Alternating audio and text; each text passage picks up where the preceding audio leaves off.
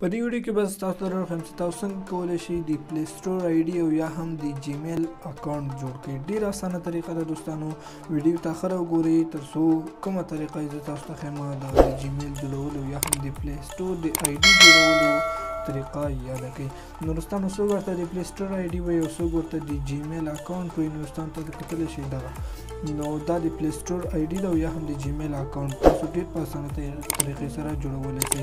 دوستانو ویډیو ته آخر وګورئ تر څو دغه طریقه یاده کړئ. نو نوره مخکې نه سمه ویډیو شروع کېدو نه مخکې ویډیو مې لایک کړئ، نه ویډیو درسره لایک کړئ او چینل هم یې سبسکرایب کړئ. چینل هر وخت درسره سبسکرایب کړئ تر څو داسې ښایسته ویډیوګانې تاسو ته په وخت دررسېږي.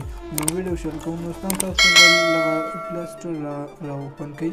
پلی سټور اپلیکیشن چې کله اوپن کړو تاسو سره به دا رقم صفحه نه راځي، تاسو سره به دغه بل رقم صفحه راځي. نو تاسو ته بل رقم صفحه درښیم. دوستان تاسو سره به دا رقم صفحه راښکاره شي.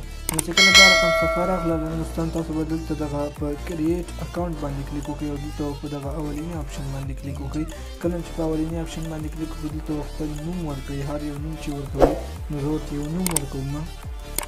نو بیا په نیکسټ باندې کلیک وکړئ. کله چې په نیکسټ باندې کلیک وکړو دا رقم صفحه به تاسو ته راشي. دې ځای کې به تاسو یو میاشت ورته انتخاب کړئ، اپریل، مارچ، هر یو څه ورته انتخابوئ.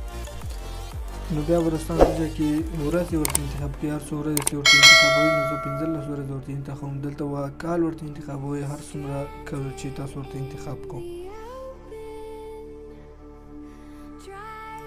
دوستانو ما ورته 1995 انتخاب کړو. بیا په میل باندې کلیک وکړئ. کوم چې په میل باندې کلیک وکړو بیا دلته په نیکسټ آپشن باندې کلیک وکړئ. لږ به انتظار ورته وکړئ، تاسو سره به دا رقم صفحه راسي. که تاسو دې ځای کې کوم جیمیل خوښ شو نو تاسو په همغه باندې کلیک وکړئ، او که خوښ هم نه و نو دوستانو دې ځای کې ماته لیکلي 8309 ما دا خوښ نه زه دې ځای کې دوستانو دې ځای کې ځان ته نوی جیمیل یعنې خپل په خوښه باندې جیمیل جوړوم. نو دې ځای کې زه ورته ورکوم. دوستانو ما ورته دغه جیمیل ورکړو. بیا په نیکسټ باندې کلیک وکړئ. کله چې په نیکسټ باندې کلیک وکړو نو تاسو سره به دا رقم صفحه راسي. دې ځای کې به تاسو هغه پاسورډ ورکړئ چې تاسو ته یاد وي. دوستانو زه ورته داسې پاسورډ ورکوم چې ماته یاد وي، نو باید تاسو نه له هیره ونه وځي.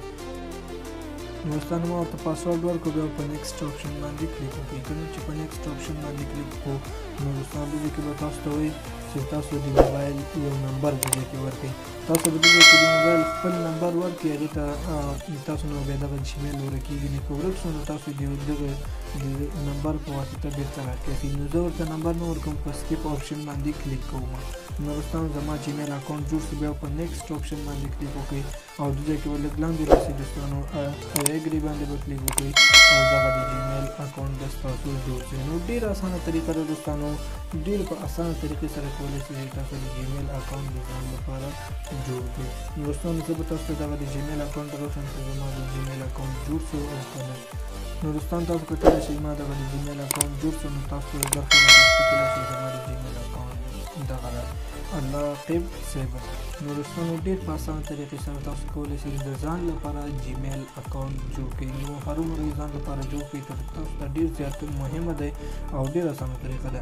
نو دوستانو دا نننۍ ویډیو خدای وکړي چې تا آخره پورې مې راسره کتلې وي. ویډیو مې لایک کړئ، نه ویډیو درسره لایک کړئ، چینل مې سبسکرایب کړئ. چینل هر وخت درسره سبسکرایب کړئ تر څو داسې ویډیوګانې تاسو ته په وخت ورسېږي. نو ملاوي به په داسې نورو ویډیوګانو کې ښاد آباد او بریالي اوسېږئ. د خدای په امان.